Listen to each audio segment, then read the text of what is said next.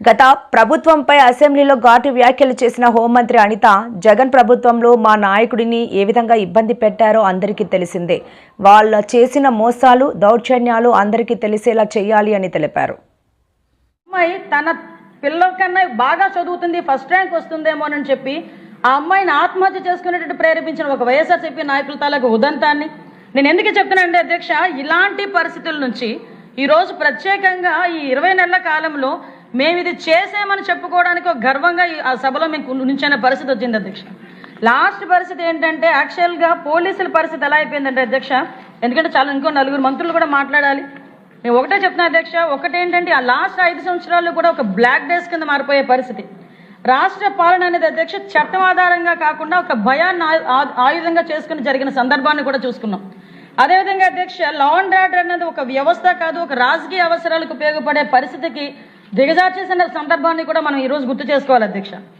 Police వ్యవస్థని కంప్లీట్గా నిర్వీర్యం చేసేసి పోలీసులు ప్రజల గురించి కాదు రాజకీయ ఆదేశాల గురించి పనిచేస్తున్న మన స్థాయికి దిగజార్చి వాళ్ళు కూడా మనసు చంపుకొని పని చేయలేక కొంతమంది ఇళ్లకు పరిమితమైపోయిన సందర్భాన్ని కూడా గుర్తు చేస్తున్నారు అధ్యక్ష. ప్రజల ప్రాణాలంటే విలువ లేదు, ఆస్తులకి రక్షణ లేదు, మహిళ భద్రత అన్నది ప్రశ్నార్థకం, భూములకి రక్షణ లేదు అధ్యక్ష. దీని ఫలితం ఎలా ఉందిరా అంటే పెట్టుబడులు రావాల్సిన పెట్టుబడులు రాలేదు, వచ్చిన పరిశ్రమలు వెనక్కి తిరిగి పారిపోయే పరిస్థితి. అంటే ఈ రోజు పరిస్థితి ఎలా ఉందంటే అధ్యక్ష, ఈ రోజు మనకి పోలీసు వ్యవస్థను కూడా నిర్వీర్యం చేశారని ఇందాకే చెప్పాను అధ్యక్ష. ఎంతలా నిర్వీర్యం చేశారంటే యుద్ధంలోకి వెళ్ళిన సైనికుడికి అస్త్ర సన్యాసం చేసినట్టుగా అయిపోయింది అధ్యక్ష. అంటే కనీసం వాళ్ళకి ఒక ఇన్వెస్టిగేషన్ చేయడానికి వాళ్ళ దగ్గర ఒక టూల్స్ లేవు, ఒకరి ఫింగర్ ప్రింట్ ఐడెంటిఫికేషన్కి సంబంధించినది వాళ్ళ దగ్గర లేదు, CCTNSని ఎలా మెయింటైన్ చేయాలో తెలియదు, ఫోరెన్సిక్ డిపార్ట్మెంట్లో పనిచేయడానికి సిబ్బంది లేరు, దానికి సంబంధించిన మౌలిక సదుపాయాలు లేవు, యంత్రాలు లేవు, ఒక సైబర్ క్రైమ్ని డీల్ చేయడానికి దానికి సంబంధించిన ఎక్విప్మెంట్ లేదు, ఆఖరికి వాళ్ళకి తిరగడానికి వెహికల్స్ కూడా లేవు అధ్యక్ష. ఇప్పటికీ కూడా చాలా మంది సభ్యులు నన్ను వచ్చిన ఫస్ట్ క్వశ్చన్ అడిగేది ఏంటంటే మాకు బళ్ళు ఎప్పుడు ఇస్తారు. మొదట్లో అడిగేదేమో గంజా ఎప్పుడు నిర్మూలిస్తారు అని అడిగేవారు, ఇప్పుడు కాస్త వచ్చి మాకు బళ్ళు ఎప్పుడు ఇస్తారు అని అడుగుతున్నారు. అంటే కనీసం పోలీసులకి వాళ్ళకి కావలసిన కనీస సదుపాయాలని మౌలిక వసతుల్ని కూడా కల్పించకుండా, వాళ్ళ ఇన్వెస్టిగేషన్కి కూడా వాళ్ళకి సహకరించకుండా కేవలం పరదాలు కట్టడానికి, అక్రమ అరెస్టులు చేయడానికి, అక్రమ కేసులు పెట్టడానికి, హౌస్ అరెస్టులు చేయడానికి ఉపయోగించుకొని వ్యవస్థని కంప్లీట్గా జీరో చేశారు అధ్యక్ష. 2024 what ever it may be, పాపం ఎప్పటికైనా పండుతుంది అంటారు అతని. అరే అంటే గాల్లో హెలికాప్టర్ కింద నుంచి ఎవరు పేలుస్తారని భయపడినట్టున్నాడులే అన్న. సో ఆటోమేటిక్ నిజం అధ్యక్ష, అసెంబ్లీ నుంచి అతను వాళ్ళ ఇంటి నుంచి అసెంబ్లీకి రావాలంటే 2000 మంది పోలీసులు రోడ్డు మీద ఎండలో నిలబడాల్సిన పరిస్థితి. అతని ఇంటి దగ్గర 900 మంది పైగా కానిస్టేబుల్ ప్రతిరోజు కాపలా కాసే పరిస్థితి.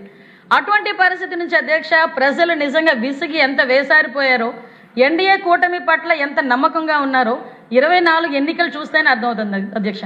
24 ఎన్నికలని అందరం కూడా సంతోషపడ్డాము, యాక్చువల్గా మన గవర్నమెంట్ వచ్చింది, మనం ఏదైనా చేయగలమని చెప్పి కూర్చున్న మరుక్షణం ఒక్కసారి ఆ డిపార్ట్మెంట్లు చూస్తే ఒక చిన్న వణుకొచ్చిన సందర్భం. ఎందుకంటే వాళ్ళకి కనీసం ఏమీ లేవు. ఫింగర్ ప్రింట్ ఐడెంటిఫికేషన్ అనేది చాలా మెయిన్, అది అవసరం అధ్యక్ష. ఎందుకంటే ఎవరైనా ఒక అనుమానాస్పదంగా తిరుగుతున్నాడంటే వాడికి ఇంతకు ముందు హిస్టరీ ఏమైనా ఉందో అవన్నీ తెలుసుకునేదానికి అదొక టూల్. రోడ్డు మీద పెట్రోలింగ్ చేసే వ్యక్తి అనుమానాస్పదంగా తిరుగుతున్నాడంటే ఎవరైనా నాయన ఇలా రా ఇక్కడ ఫింగర్ ప్రింట్ పెట్టు అంటే ఇమీడియట్గా అతను దొంగ, లేకపోతే ఇంతకు ముందు కేసుల్లో ఉన్నాడా, లేకపోతే అతను మామూలుగా వచ్చాడా, ఇలాంటి సిస్టమ్ ఉండేది అధ్యక్ష. అలాంటి వాటిని కూడా నిర్వీర్యం చేసేస్తే క్రైమ్ పెరగకేమవుతుంది అధ్యక్ష.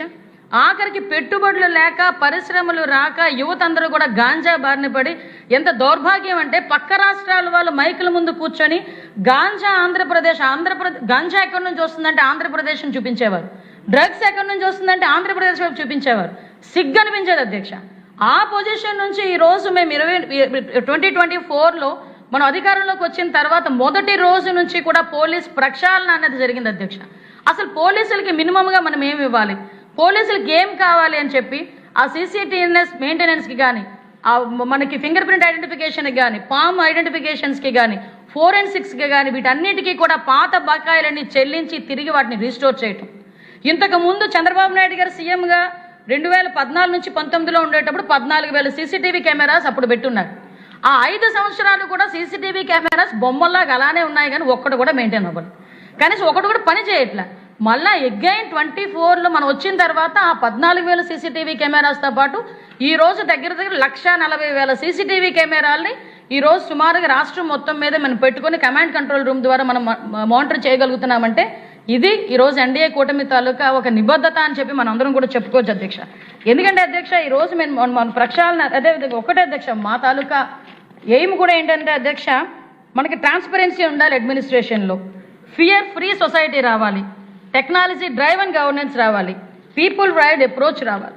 అంటే దీనికి కష్టపడి పనిచేయడానికి గౌరవ ముఖ్యమంత్రి గారు పోలీస్ డిపార్ట్మెంట్ వాళ్ళతో కనీసం ఎప్పటికెప్పుడు కూర్చొని మాకు సలహాలు సూచనలు ఇస్తూ మమ్మల్ని గేరప్ చేసే పరిస్థితి ఈరోజు కనిపిస్తుంది అధ్యక్ష. అంటే అధ్యక్ష ఒక్కసారి మనం ఎంతవరకు అంటే ఒక లా అండ్ ఆర్డర్ అన్నది ఎంతవరకు ప్రయారిటీ ఉంటుందంటే ఒక రాష్ట్ర అభివృద్ధిలో, ఒక రాష్ట్రం అభివృద్ధి చెందాలన్నా ఎకనామికల్గా గ్రోత్ అవ్వాలన్నా లా అండ్ ఆర్డర్ అనేది మెయిన్ పిల్లర్ అధ్యక్ష. ఆ లా అండ్ ఆర్డర్ లేనిద్దు కాబట్టే లాస్ట్ గవర్నమెంట్లో ఒక పరిశ్రమ రాలేదు, ఒక పెట్టుబడులు రాలేదు. ఈ రోజు లా అండ్ ఆర్డర్ చాలా క్లియర్గా పనిచేస్తుంది, మంచిగా పనిచేస్తుంది. ఈరోజు క్రైమ్ రేట్ తగ్గింది అని చెప్పడానికి రాష్ట్రంలో ఒకే ఒక ఉదాహరణ మొన్ననే మనం అందరం చూసాం. దేశంలోనే పెట్టుబడిదారులు అతి ఎక్కువ పెట్టుబడులు పెట్టింది మన రాష్ట్రంలోనే అని చెప్పి ఈరోజు మనకి నివేదికలు కూడా వెల్లడించిన సందర్భంలో ఈరోజు లా అండ్ ఆర్డర్ ఎంత బలంగా పనిచేస్తుందని చెప్పడానికి అదొక నిదర్శనంగా కూడా మనం భావించవచ్చు అధ్యక్ష. ఈరోజు అధ్యక్ష అదే కాకుండా అధ్యక్ష ఈరోజు పర్టికులర్గా పోలీస్ డిపార్ట్మెంట్ పనిచేసే విధానాన్ని కూడా మీకు చెప్పాలి అధ్యక్ష. ఎందుకంటే ఈరోజు మేమందరం కూడా ఎన్డీఏ గవర్నమెంట్ వచ్చింది, పోలీస్ వ్యవస్థ ప్రక్షాళన మీద దృష్టి పెట్టాము, ప్రజల మీద ఒక నమ్మకాన్ని కలిగించాలి. పోలీస్ అంటే ఒక అధికారం కాదు, పోలీస్ అంటే ఒక నమ్మకం. ఈరోజు పోలీసు వస్తున్నారంటే భయపడే పరిస్థితి కాదు, భరోసాగా నిలబడే పరిస్థితి ప్రతి ప్రజలకి కూడా రావాలి అనే ఉద్దేశంతోనే ఈరోజు మేమందరం కూడా ముందు మా పోలీస్ డిపార్ట్మెంట్ అంతా చాలా ఎఫెక్టివ్గా పనిచేసే పరిస్థితి వస్తుంది అధ్యక్ష. దీనికి సంబంధించి అధ్యక్ష మీకు అందరికీ కూడా ఒక ప్రెజెంటేషన్ కూడా నేను మీ అందరికీ కూడా పంపిస్తాను అధ్యక్ష. ఎందుకంటే అధ్యక్ష ఈ రోజు నేను చాలా గర్వంగా చెప్పగలను, పోలీస్ డిపార్ట్మెంట్ మా ఈ సంవత్సర కాలంలో చూసుకుంటే అధ్యక్ష క్రైమ్